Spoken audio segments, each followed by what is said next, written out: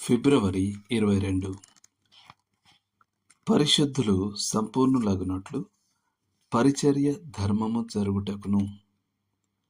ఎఫెసీలకు రాసిన పత్రిక 4వ అధ్యాయము 12వ వచనం.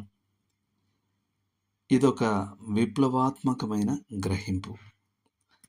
ఎఫెసీ 4వ అధ్యాయంలో చెప్పబడిన వరములు పరిశుద్ధులు పరిచర్య ధర్మమును జరిగించుటకును వారిని సంపూర్ణులనుగా చేయుటకే ఇవ్వబడినవి. పరిశుద్ధులు ఆ వర ఫలిత పరిచర్యను కొనసాగించగలిగిన వెంటనే ఆ వరం పొందిన వ్యక్తి ముందుకు సాగిపోవచ్చును. దాని అర్థం ఏమిటంటే, క్రైస్తవ పరిచర్యలో విజయం అనగా సాధ్యమైనంత తక్కువ కాలంలో మన అవసరం ఇక అక్కడ లేకుండా చేసుకోవడమే. ఆ తర్వాత జయించడానికి నూతన క్షేత్రాల కొరకు వెతకడమే. పౌలు చేసింది అదే. ఉదాహరణకు, ఆయన తెస్సలోనికకు వెళ్ళి 3 విశ్రాంతి దినములు యూదులకు బోధించి అక్కడ చక్కగా పనిచేయగల ఒక సంఘంను సిద్ధపరిచి విడిచిపెట్టి వచ్చాడు.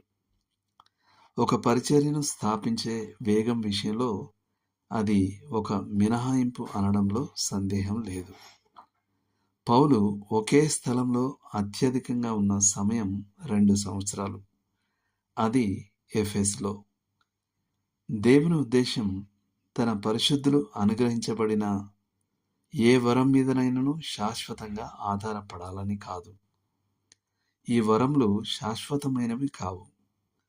ఒకవేళ పరిశుద్ధులు కేవలం ప్రసంగాలను రుచి చూస్తూ విమర్శించే ప్రేక్షకులుగానే ఉండిపోయి సేవా కార్యంలో పాలి భాగస్థులు కాకుండా ఉన్నట్లయితే వారు ఆత్మీయంగా అభివృద్ధి చెందవలసిన రీతిలో ఎన్నడూ అభివృద్ధి చెందరు. మరియు దేవుడు ఉద్దేశించిన విధంగా లోకం ఎన్నడూ సువార్తీకరించబడదు. విలియం డిలాన్ చెప్పినట్లుగా, విజయవంతమైన విదేశీ మిషనరీకి ఎన్నడూ విదేశీ వారసుడు ఉండడు. ఈ మాట స్వదేశంలోని సేవకులకు కూడా అంతే వర్తించాలి. సేవకుని పని పూర్తయినప్పుడు పరిశుద్ధులే ఆ బాధ్యతను స్వీకరించాలి. అంతేకాని మరొక ప్రసంగికుని కోసం వెతకడం ప్రారంభించకూడదు. చాలాసార్లు బోధకులమైన మనం మన స్థానాన్ని జీవితకాలపు నియామకంగా చూస్తాం. ఇతరులు ఆ పనిని మనంత బాగా చేయలేరని మనం వాదిస్తాం. మనం అక్కడ శాశ్వతంగా ఉండిపోవడానికి, మనం వెళ్ళిపోతే హాజరు తగ్గిపోతుందనే వాస్తవాన్ని సాకుగా చూపుతాం. ఇతరులు పనులను సరిగ్గా చేయలేరని, వారు నమ్మదగిన వారు కాదని ఫిర్యాదు చేస్తాం. అయితే వాస్తవం ఏమిటంటే, వారు నేర్చుకోవాల్సి ఉన్నది మరియు వారు నేర్చుకోవాలంటే వారికి అవకాశాలు ఇవ్వబడాలి. శిక్షణ, బాధ్యతల అప్పగింత మరియు పురోగతిని మదింపు చేయడం తప్పనిసరిగా ఉండాలి. ఒక నిర్దిష్టమైన బోధకుడు లేదా ప్రసంగికుడు లేకుండా తాము పరిచర్యను కొనసాగించగలమని పరిశుద్ధులు భావించే స్థాయికి చేరుకున్నప్పుడు అది అతను అలగడానికి లేదా గాయపడిన మనసుతో బాధపడడానికి కారణం కాకూడదు. అది సంబరం చేసుకోవాల్సిన సమయం. ఆ సేవకుడు మరింత అవసరమైన చోటికి వెళ్ళడానికి విడిపించబడ్డాడు.